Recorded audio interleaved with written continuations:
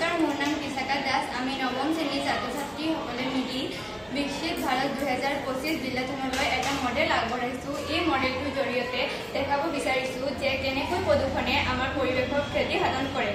এই মডেলটো আমি দুটা ভাগত বিভক্ত কৰিছোঁ। এটা হৈছে পলিউটেড জোন আৰু এটা হৈছে ইকো ফ্ৰেণ্ডলি জোন। পলিউটেড জোনত ইয়াত আপোনালোকে দেখিব পাৰিছে যে ইয়াত এটা ফেক্টৰী আছে। ফেক্টৰীৰ পৰা প্ৰদূষিত ধোঁৱা ওলাই বায়ু প্ৰদূষিত কৰিছে আৰু ইয়াত মানুহে য'তে ত'তে আৱৰ্জনা পেলাই পৰিৱেশ প্ৰদূষিত কৰি আছে আৰু নদীৰ পানীবিলাকো লেতেৰা আৱৰ্জনাৰে ভৰি আছে। আৰু ইয়াত বনজুইৰ ফলত ইয়াত আপোনালোকে দেখিব পাইছে যে ইয়াত বনজুই হৈ আছে। বনজুইৰ ফলত জীৱ জন্তুবিলাকো মৃত্যুমুখত পৰিছে আৰু এই প্ৰদূষিত পৰিৱেশত মানুহৰ কাৰণেও বহুতো ক্ষতিকাৰক। আৰু এইটো দিশত দেখিব পাৰিছে যে এইটো এটা সেউজীয়া ধুনীয়া পৰিৱেশ আৰু ইয়াত ডাষ্টবিন আছে। এটা হৈছে ড্ৰাই ৱেষ্ট পেলোৱা আৰু এটা হৈছে ৱেট ৱেষ্ট। ড্ৰাই ৱেষ্টত ইয়াত আপোনালোকে এটা চিম্বল দেখিবলৈ পাইছে যে এইটো ৰিচাইকেল কৰি আকৌ পুনৰ ব্যৱহাৰ কৰিব পাৰি। ইয়াত আছে ছ'লাৰ এনাৰ্জি।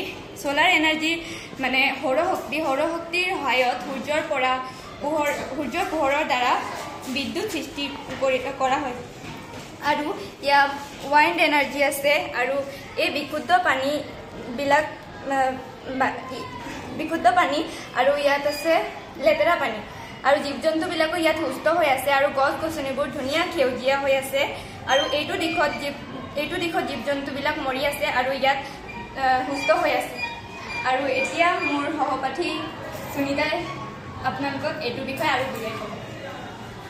অৱশেষত আমি ক'ব পাৰোঁ যে যেতিয়া প্ৰতিজন নাগৰিকে সচেতন হৈ নিজৰ পৰিৱেশ, বিদ্যালয়, গাঁও অঞ্চলবিলাক যত্ন ল'ব, তেতিয়াহে আমাৰ দেশখন সঁচাকৈ বিকশিত ভাৰত হ'ব। আৰু ধন্যবাদ।